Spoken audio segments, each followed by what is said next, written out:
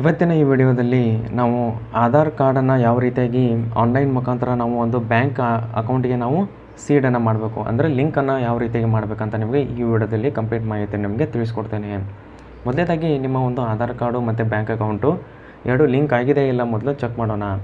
ಅದಾದ ನಂತರ ನೀವು ಯಾವುದೇ ರೀತಿಯಾದ ಒಂದು ಬ್ಯಾಂಕನ್ನು ಕೂಡ ನೀವು ಚೇಂಜ್ ಮಾಡ್ಬೋದು. ಮೊದಲೇ ನೀವೇನಾದರೂ ಬ್ಯಾಂಕ್ ಅಕೌಂಟ್ ಲಿಂಕ್ ಇದ್ದರೆ ನಿಮ್ಮ ಬೇರೆ ಅಕೌಂಟಿಗೆ ಬೇರೆ ಬ್ಯಾಂಕ್ ಅಕೌಂಟನ್ನು ಕೂಡ ನಾವು ಲಿಂಕ್ ಮಾಡ್ಬೋದು. ಯಾವ ರೀತಿಯಾಗಿ ಅಂತ ನಿಮಗೆ ತಿಳಿಸ್ಕೊಡ್ತೇನೆ. ಮೊದಲನೇದಾಗಿ ನಾನು ಈ ರಿಜಿಸ್ಟರ್ಡ್ ಅಥೆಂಟಿಕೇಷನ್ ಇರುವಂಥ ಒಂದು NPCI ವೆಬ್ಸೈಟ್ ಲಿಂಕನ್ನು ನಾನು ಡಿಸ್ಕ್ರಿಪ್ಷನ್ ಕೊಟ್ಟಿರ್ತೇನೆ. ಆ ಲಿಂಕ್ ಮೇಲೆ ಕ್ಲಿಕ್ ಮಾಡಿದರೆ ಇದೇ ರೀತಿಯಾದ ಒಂದು ಇಂಟರ್ಫೇಸ್ ಓಪನ್ ಆಗುತ್ತೆ. ಮೊದಲನೇದಾಗಿ ಇಲ್ಲಿ ಮೇಲ್ಗಡೆ ನೋಡ್ಬೋದು ಕಸ್ಟಮರ್ ಅಂತ ಇದೆ, ಅದರ ಮೇಲೆ ಕ್ಲಿಕ್ ಮಾಡಿ. ಕಸ್ಟಮರ್ ಮೇಲೆ ಕ್ಲಿಕ್ ಮಾಡಿದ ನಂತರ ಭಾರತ್ ಆಧಾರ್ ಸೀಡಿಂಗ್ ಬೇಸ್ ಅಂತ ಇದೆಯಲ್ಲ, ಅದರ ಮೇಲೆ ಕ್ಲಿಕ್ ಮಾಡಿ. ಕ್ಲಿಕ್ ಮಾಡಿದ ನಂತರ ಈ ರೀತಿಯಾದ ಒಂದು ಇಂಟರ್ಫೇಸ್ ಬರುತ್ತೆ. ಮೊದಲನೇದಾಗಿ ಇಲ್ಲಿ ಒಂದು 8 ನಿಮಿಷಗಳ ಕಾಲ ಒಂದು ಸೆಷನ್ ಇರುತ್ತೆ. ಅಷ್ಟರಲ್ಲೇ ನೀವು ಏನೇ ಯಾವ ಸರ್ವಿಸ್ ಮಾಡಬೇಕು ಅಷ್ಟರಲ್ಲೇ ಮಾಡಬೇಕು, ಯಾವುದೇ ರೀತಿಯಾದ ಒಂದು ಲೇಟ್ ಆಗೋ ಹಾಗೆ ಇಲ್ಲ. ಅದಾದ ನಂತರ ಇಲ್ಲಿ ಆಧಾರ್ ಮ್ಯಾಪಿಂಗ್ ಸ್ಟೇಟಸ್ ಅಂತ ಇದೆಯಲ್ಲ, ಇಲ್ಲಿ ನಾನು ಟಿಕ್ ಮಾಡಿದ್ದೇನೆ ನೋಡಿ, ಅದನ್ನು ಕ್ಲಿಕ್ ಮಾಡಿ. ಕ್ಲಿಕ್ ಮಾಡಿದ ನಂತರ ನಿಮ್ಮ ಒಂದು ಆಧಾರ್ ಕಾರ್ಡ್ ನಂಬರನ್ನು ಹಾಕಿ, ಕಂಪ್ಲೀಟ್ ಆಧಾರ್ ನಂಬರು, ಕ್ಯಾಪ್ಚಾನ ಕೋಡ್ ಹಾಕಿ ಚೆಕ್ ಸ್ಟೇಟಸ್ ಮೇಲೆ ಕ್ಲಿಕ್ ಮಾಡಿ. ಅದಾದ ನಂತರ ನಿಮ್ಮ ರಿಜಿಸ್ಟರ್ ಆಧಾರ್ ನಂಬರ್ಗೆ ಒಂದು OTP ಸೆಂಡ್ ಮಾಡ್ತಾರೆ. ಆ OTPನ ಹಾಕಿ ಕನ್ಫರ್ಮ್ ಮೇಲೆ ಕ್ಲಿಕ್ ಮಾಡಿ. ಯಾವಾಗ ನೀವು ಕನ್ಫರ್ಮ್ ಮೇಲೆ ಕ್ಲಿಕ್ ಮಾಡ್ತೀರೋ ಇಲ್ಲಿ ನೋಡ್ಬೋದು the given Aadhaar number is not seeded in NPCI ಮ್ಯಾಪರ್.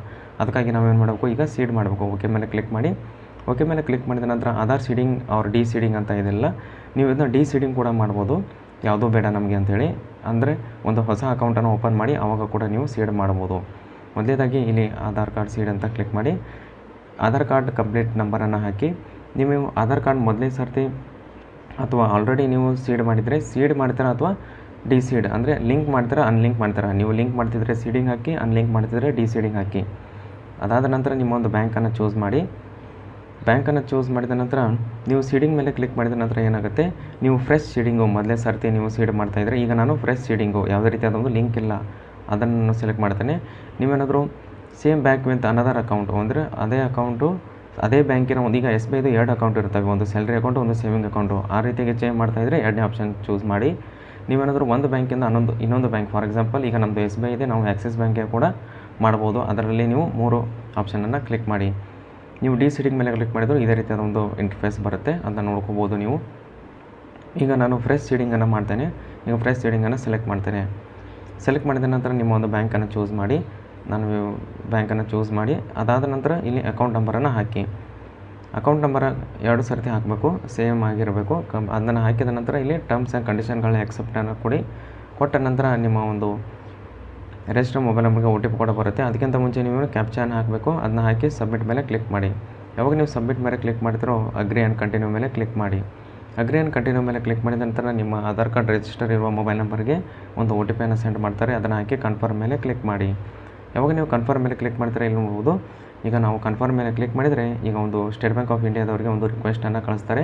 ಇದು ಕಂಪ್ಲೀಟ್ ಆನ್ಲೈನ್ ಇರುತ್ತೆ, ಯಾವುದೇ ರೀತಿಯಾದ ಒಂದು ಬ್ಯಾಂಕಿಗೆ ಅಥವಾ ಬ್ರ್ಯಾಂಚಿಗೆ ಹೋಗೋದು ಯಾವುದೇ ರೀತಿಯಾದ ಅವಶ್ಯಕತೆ ಇರೋದಿಲ್ಲ. ಈಗ ಕನ್ಫರ್ಮ್ ಮೇಲೆ ಕ್ಲಿಕ್ ಮಾಡ್ತೇನೆ. ಕನ್ಫರ್ಮ್ ಮೇಲೆ ಕ್ಲಿಕ್ ಮಾಡಿದ ನಂತರ ಇಲ್ಲಿ ನೋಡ್ಬೋದು ಆಧಾರ್ ಸೀಡಿಂಗ್ ಸ್ಟೇಟಸ್ ಇದು ಪೆಂಡಿಂಗ್ ಇದೆ. ಇದೊಂದು ಕೇವಲ 2 ದಿನಗಳಲ್ಲಿ ನಿಮಗೆ ಇದು ಸೀಡಿಂಗ್ ಆಗುವಂಥದ್ದು. ಇಲ್ಲಿ ರೆಫರೆನ್ಸ್ ನಂಬರ್ ಜನರೇಟ್ ಆಗಿರುತ್ತೆ, ಅದನ್ನು ನೀವು ಸ್ಕ್ರೀನ್ಶಾಟ್ ಅಥವಾ ನೀವು ನೋಟ್ ಡೌನ್ ಮಾಡ್ಕೊಬೋದು. ಅದಾದ ನಂತರ ಹೋಮ್ ಪೇಜ್ಗೆ ಬಂದ ನಂತರ ಇಲ್ಲಿ ಚೆಕ್ ಸ್ಟೇಟಸ್ ಮೇಲೆ ನಾವು ಕ್ಲಿಕ್ ಮಾಡಬೇಕು. ಯಾವಾಗ ನೀವು ಚೆಕ್ ಸ್ಟೇಟಸ್ ಮೇಲೆ ಕ್ಲಿಕ್ ಮಾಡ್ತೀರೋ ನೀವು ಸೀಡಿಂಗ್ ಮಾಡ್ತಾಯಿದ್ದೀರಾ ಡಿ ಸೀಡಿಂಗ್ ಮಾಡ್ತಾಯಿದ್ದೀರಾ ಮತ್ತು ರಿಕ್ವೆಸ್ಟ್ ಕೊಟ್ಟಿರೋ ಡೇಟನ್ನು ಕೂಡ ನೀವು ಸೆಲೆಕ್ಟ್ ಮಾಡಬೇಕಾಗುತ್ತೆ.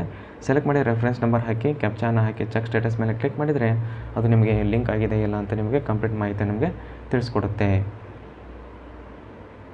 ಈ ರೀತಿಯಾಗಿ ನೀವು ಆನ್ಲೈನ್ ಮುಖಾಂತರ ನೀವು ಆಧಾರ್ ಕಾರ್ಡನ್ನು ನೀವು ಲಿಂಕ್ ಮಾಡ್ಬೋದು. ಯಾವುದೇ ರೀತಿಯಾದ ಒಂದು ಬ್ಯಾಂಕಿಗೆ ಹೋಗೋ ಅವಶ್ಯಕತೆ ಇಲ್ಲ. ಇಂಡಿಯಾದ ಒಂದು ಟಾಪ್ ಮೋಸ್ಟ್ ಎಲ್ಲ ಬ್ಯಾಂಕ್ಗಳು, ಟಾಪ್ ಅಂತ ಅಲ್ಲ, ಎಲ್ಲ ಆಲ್ಮೋಸ್ಟ್ ಆಲ್ RBI ರಿಜಿಸ್ಟರ್ ಇರುವ ಬ್ಯಾಂಕ್ಗಳು ಕಂಪ್ಲೀಟಾಗಿ ನಿಮಗೆ ಇಲ್ಲಿ ಸಿಗುತ್ತೆ. ಯಾವುದೇ ರೀತಿಯಾದ ಬ್ರ್ಯಾಂಚ್ಗೆ ಹೋಗೋ ಅವಶ್ಯಕತೆ ಇಲ್ಲ. ನಿಮಗೇನಾದರೂ ಕ್ವೆರೀಸ್ ಇದ್ದರೆ ಕಮೆಂಟ್ ಬಾಕ್ಸ್ನಲ್ಲಿ ತಿಳಿಸಿ, ನಾನು ಖಂಡಿತವಾಗಲೂ ನಿಮಗೆ ರಿಪ್ಲೈ ಮಾಡ್ತೇನೆ. ಇದೇ ರೀತಿಯಾದ ಬ್ಯಾಂಕಿಂಗ್ ಮತ್ತು ಫೈನಾನ್ಷಿಯಲ್ ರಿಲೇಟೆಡ್ ವಿಡಿಯೋಸ್ಗಳಿಗಾಗಿ ನೀವೇನೂ ನಮ್ಮ ಚಾನಲ್ನ ಸಬ್ಸ್ಕ್ರೈಬ್ ಮಾಡ್ಕೊತಿಲ್ಲ ಅಂದರೆ ಸಬ್ಸ್ಕ್ರೈಬ್ ಕೂಡ ಮಾಡ್ಕೋಬೋದು. ಮತ್ತು ಮುಂದಿನ ವಿಡಿಯೋದಲ್ಲಿ ಸಿಗೋಣ.